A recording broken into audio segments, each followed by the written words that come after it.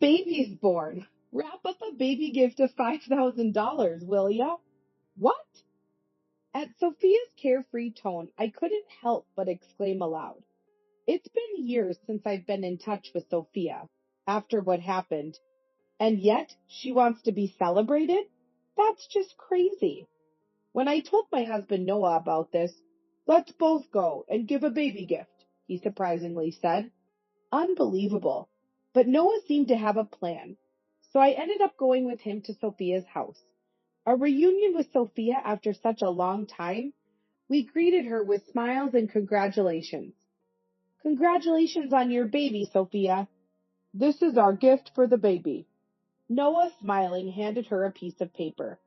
The moment she saw it, Sophia's face changed. What is this? Sophia turned pale. It's nice to see you again, Mrs. Jones. With that, Noah took off his hat and smiled cunningly. Seeing Noah clearly, Sophia's eyes widened in shock. You are... And she began to tremble pitifully. My name is Harper Thomas, just turned 30. My husband is the 35-year-old Noah, and our recently 4-year-old daughter Charlotte. This is our family of 3. A normal, peaceful life, but the journey here wasn't smooth. Actually, this is my second marriage. My first marriage goes back about 5 years. Charlotte is the child of my ex-husband Elijah. Elijah is remarried, just like me. His wife is my younger sister Sophia. Sophia, 29, a year younger than me. Being close in age, we should have stayed on good terms as adults. But I haven't been in touch with Sophia for a long time. After what happened, it's natural. People who don't know the situation say things like, sibling fight? Make up soon. However, what Sophia did to me isn't something easily forgiven. What happened between us sisters? There lies a complex situation. As kids, I remember Sophia and I were just ordinary close sisters. The change began to show maybe when Sophia entered middle school. She realized she had a cute face, started getting into fashion, experimenting with clothes and hairstyles, and dieting more. Naturally, her studies started to suffer. Sophia was getting scolded more and more by our parents and teachers. Moreover, my presence probably added pressure on her. Not to toot my own horn, but I was relatively good at academics, maintaining decent grades. Sophia would get upset being compared to me. Of course, I tried to support her.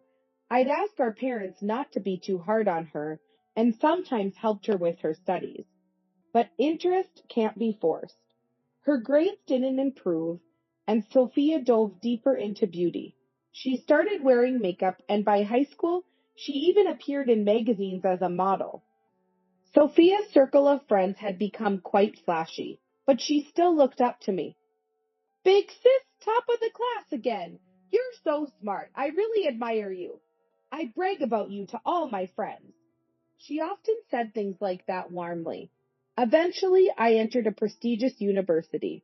A year later, Sophia went to a beauty school. It was around then that something puzzling happened. I was at a cafe near the station working on an assignment when I heard a familiar voice. It was Sophia and her friends. They mentioned using this cafe sometimes. It was awkward, but they couldn't see my table from where they were. So I stayed put. Soon, one of Sophia's friends said, This is near South University, right? Your sister goes to South University, doesn't she? So smart. Wow. Then Sophia said something unbelievable. Yeah, that plain Jane who does nothing but study. I couldn't believe my ears, but it was unmistakably Sophia's voice. Wow, Sophia, that's harsh. Are you two not close? Not at all. We get along fine superficially, but she doesn't care about fashion, just studies all day, and is honestly so uncool.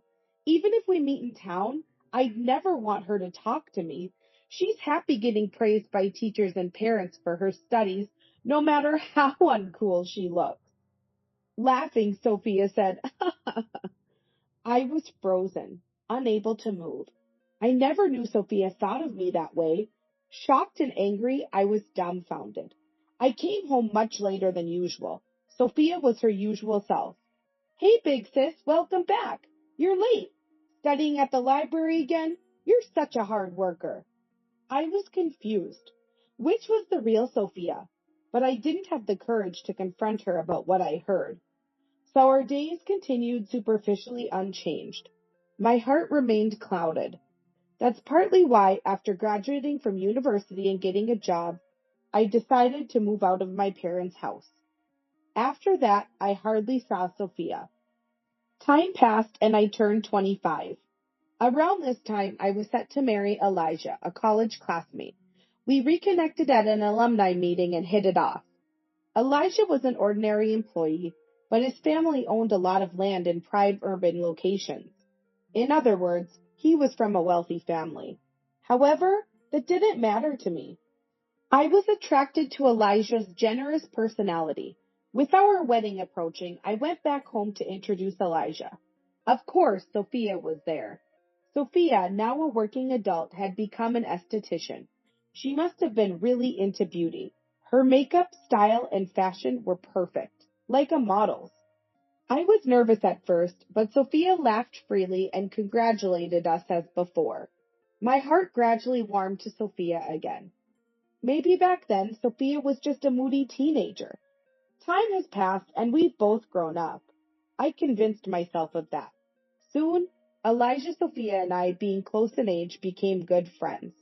Sometimes the three of us would hang out together. It would have been tough for Elijah if Sophia and I were still awkward. This is good. After marrying Elijah, I quickly got pregnant. I decided to give birth near my parents' home. So I discussed with my parents and started visiting a hospital nearby. It was a busy time. I had severe morning sickness and had to be hospitalized for a while. My parents visited, but I rarely saw Elijah or Sophia. But I was too ill to worry about that. I didn't have the luxury to worry about others. Looking back, I wish I had paid more attention. Maybe then I would have noticed. And then I went into labor. A healthy baby girl was born. Her name is Charlotte. But my health took a while to recover, so I stayed at my parents' home for some time. Elijah, busy with work, didn't visit, only sending messages and calling. Eventually, my health improved bit by bit. Finally, I could return to Elijah's home. What would Elijah say when he saw the baby? Thinking lightheartedly, I opened the door. Elijah, I'm home. No answer. As I opened the living room door, a shocking scene unfolded. Elijah and Sophia, half dressed, intimate like lovers. What? I was speechless. Elijah hurriedly got dressed. In contrast, Sophia was oddly calm. What the heck is going on? Harper, this is a misunderstanding. Welcome back, big sis, Sophia said, smiling. Not welcome back. Explain this. What? Isn't it obvious? We're in a relationship like this. Sophia nonchalantly said, wrapping her arm around Elijah's. My head was pounding. What was Sophia talking about? Resigned, Elijah apologized. I'm sorry. What's that? I can't believe this. It's unbelievable. Both of you. Even with me and Charlotte here, it's just wrong. Confused, I rushed out of the house. But where could I go? Reluctantly, I took Charlotte and went back to my parents' house. As I explained the situation to my parents, my mobile phone rang. It was Elijah. I'm sorry for surprising you earlier, Harper, but Sophia and I have developed feelings for each other. I want a divorce. What? What are you talking about? We have Charlotte, remember? Child support for Charlotte. So? I couldn't understand what he was saying. Confused, I listened to Elijah's explanation, why he got involved with Sophia. It seems Elijah found Sophia cute the first time he saw her, but she was his wife's sister. They became close as relatives of similar age. Then I was hospitalized for morning sickness. During that time, Elijah and Sophia grew closer. Sophia had tearfully confessed that I had always been mean to her since we were kids. Big sis always called me stupid. I never said such terrible things. It was clearly a lie by Sophia. But Elijah believed her story. His own complexes played a part in this. Elijah, coming from a wealthy family, had entered university through a large donation. In other words, it was an unfair admission. He hadn't gotten into the prestigious university on his merit. These complex feelings made him feel inferior to me, who entered through general admission. This background led Elijah to empathize with Sophia. He believed her story and became disappointed in me. You're smart and responsible, sure, but that doesn't mean you should belittle Sophia. I'm disappointed in you. Marrying such a mean-spirited woman was a mistake. What are you talking about? That's a lie by Sophia. Don't believe it. No, I'm not being fooled. I'll sign the divorce papers and send them to you. Wait a minute. Listen to me. My cries were in vain as the call ended. Unbelievable. He believed such lies. I was stunned. A few days later, overwhelmed by everything, I came down with a fever. My parents, knowing everything, comforted me and took care of Charlotte. How pathetic. I need to recover quickly and sort out this mess. While I was thinking this, the entrance door opened. I thought it was someone else, but it was Sophia. Oh, big sis, you're here at home, Sophia said nonchalantly as she returned. I couldn't suppress the trembling anger.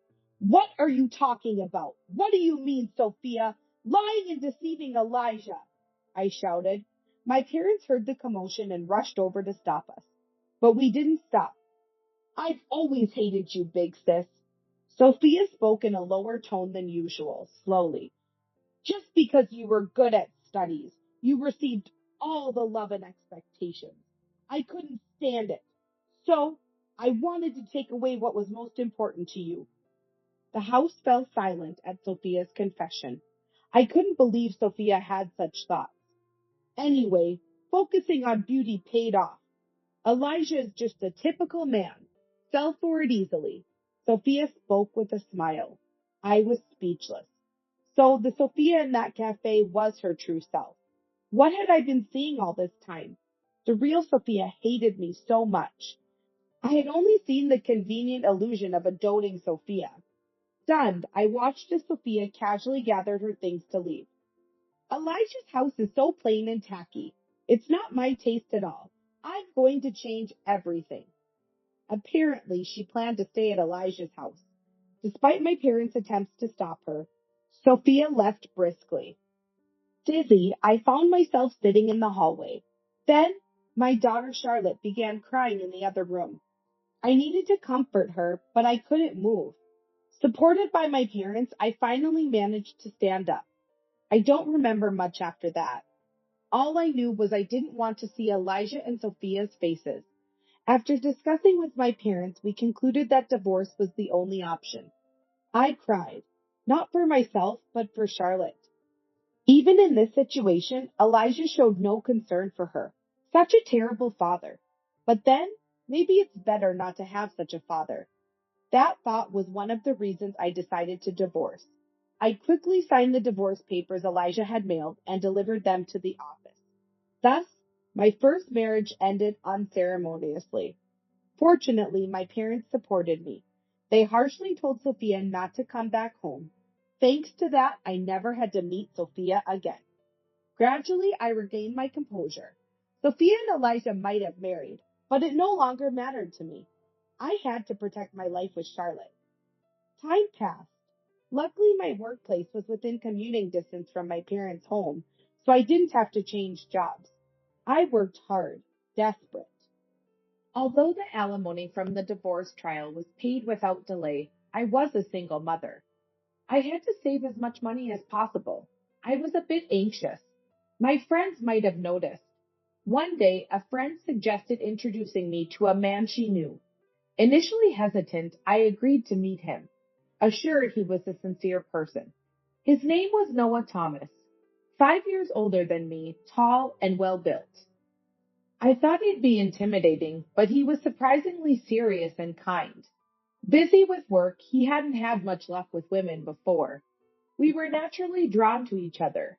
Charlotte warmed up to him as we spent time together. Then, one day, Noah said he wanted to protect Charlotte and me. I cried, moved by his words. Later, we got married. Now we live a simple but happy life as a family of three. I thought I had nothing to do with Sophia anymore. But then one day, relaxing at home, my mobile phone rang. Instinctively, I answered. Big sis, how are you? Hearing Sophia's voice, I trembled. I should have checked the screen before answering. Too late for regrets. What do you want? I replied as coldly as I could. I didn't want any more disturbances in my peaceful life. Then Sophia cheerfully said, a baby's born. Wrap up a baby gift of $5,000, will ya? What? After years of no contact, her expecting a celebration was absurd. And $5,000? No less? Ridiculous. I was outraged, but Sophia, unconcerned, continued talking about her life. She'd continued as an esthetician and opened her own salon about 3 years ago. The land and building for the salon were borrowed from Elijah's parents, located in a prime area. She bragged about how successful it was. Just a boastful story. I quickly ended the call, fed up with her self-centeredness. Unbelievable. How could she call so insensitively? I was seething with anger. That night, when Noah came home late from work, I immediately told him about it. Noah had been busy lately, always coming home late. But we made a point of having dinner together. He always valued our communication, saying from the beginning of our remarriage, I want us to talk about everything. Over dinner, I told Noah, Elijah's sister called? She's running a beauty salon now? Seems like it. Her ex-husband was wealthy, so he probably helped with the funding. What's her name? Sophia. She's now Sophia Jones. After I answered, Noah thought for a moment, then said, I see. That's what it is. What? What's wrong? Well, how about we both take a baby gift and visit Sophia's house? Noah suggested with a sly smile. What? Why would we do that? I don't want to. Calm down. I have a plan. He then shared a surprising fact and proposal with me. I was taken aback. When the weekend came, Noah and I, having left Charlotte with my parents, arrived at Sophia's house. It was a large, impressive home. Welcome. Sophia, smiling, greeted us at the door. She looked perfect, even post-pregnancy. It's been a while. You haven't changed, Sophia. I forced a smile. Then Sophia said laughingly, Of course not. I never neglect my beauty routine. Don't want to be cheated on like someone. Typical Sophia. I almost got angry, but I had to hold back for now. Sophia led us to her spacious living room. A baby was sleeping in the crib. Look, my daughter Amelia. Cute, right? Amelia did look adorable, much like Sophia. But maybe it was my imagination that her facial features seemed a bit harsh. So, about that thing? Sophia gestured for money. How audacious. Just as I was about to retort, Noah put his hand on my shoulder. Nice to meet you. I'm Harper's husband, Noah. He bowed slightly, wearing his hat low over his eyes. Ah, okay, Sophia muttered disinterestedly. Noah then quickly pulled out a piece of paper from his inner pocket. This is our gift for the baby. Congratulations on your baby, Sophia. Upon seeing the paper Noah handed her, Sophia's complexion changed. What is this? She turned pale. Then Noah swiftly removed his hat. Nice to see you again, Mrs. Jones. I'm Noah Thomas from the police department. Seeing Noah clearly, Sophia's eyes widened in shock. You, the detective who came to my salon. She began to tremble. The baby gift Noah had handed over was actually a search warrant, a court-authorized document allowing the search and seizure of her home. Sophia, unable to hide her agitation. She had been committing fraud in her aesthetic salon, deceiving customers with false promises like guaranteed weight loss and selling dubious products. She enrolled them in expensive courses with little benefit, without proper explanation. She kept repeating such actions. Sophia had been warned by the Federal Trade Commission, but ignored it. Victims increased, contracts were forced, and Sophia even filled out paperwork herself. Several police reports were filed. Finally, the police started a forced investigation at the salon, led by Noah. Noah, a police officer by profession. Sophia cleverly hid evidence in her store, making it difficult for Noah to find proof. This case was the reason for Noah's late returns recently. By chance, the investigation subject turned out to be my sister. Sophia's call about the baby gift provided an opportunity to visit her home. To avoid raising her suspicions, Noah decided to use the baby gift as a pretext. Thus, Noah concealed his identity until the last moment, successfully entering Sophia's house. Noah signaled with his radio. Simultaneously, several police officers who had been waiting outside entered. Sorry, but this was the only way to get into your house. Then Elijah arrived. What's all this commotion? What's going on, Sophia? Uh, Sophia could only groan in response to Eliza's questioning. The police started searching various parts of the house, seizing numerous items in cardboard boxes. As Elijah began to understand the situation, he questioned Sophia further. He seemed unaware of my presence. In panic, Sophia suddenly lunged at one of the officers entering the house. Stop! Don't mess up my house! Sophia shouted. Noah raised his voice. Don't interfere! I'll arrest you for obstructing public duties. Hearing arrest, Sophia reluctantly let go. Her face twisted in frustration. But this wasn't the end for Sophia. She glared sharply at Noah. I'll tell Sebastian, Eliza's father. He knows many high-ranking police officials. He could easily cover this up. Sophia was relying on Elijah's father, a wealthy landowner with extensive connections. In her desperation, she turned to Elijah. You can do it, right? Your father has always used donations to influence people. What are you saying in front of the police? Elijah was flustered. Sophia, in her panic, lost the ability to think rationally. Noah spoke calmly. The Jones family, right? Old landowners. Sebastian Jones, Elijah's father, a former city council member and wealthy man. So, what about it?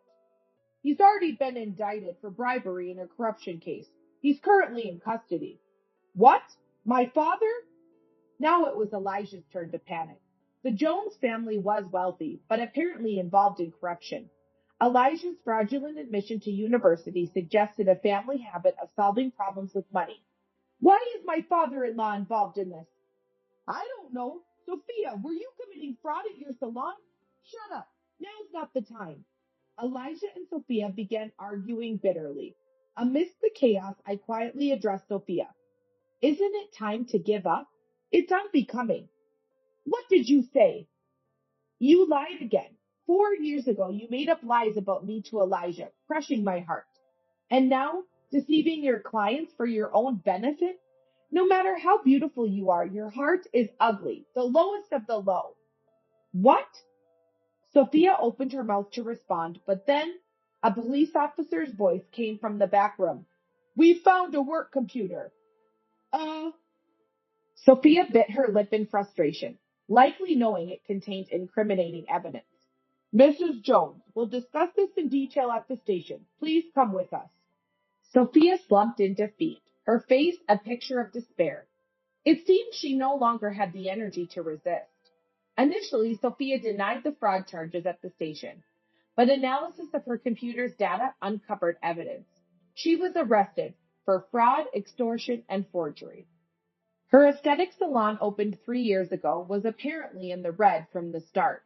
Her aggressive product promotions were desperate attempts to secure sales. But she didn't want anyone to know about her worsening financial situation. Pride had driven her to claim her business was thriving. Her sudden demand for a $5,000 baby gift must have been employed to cover her shop's losses. Dozens of customers had filed complaints against Sophia.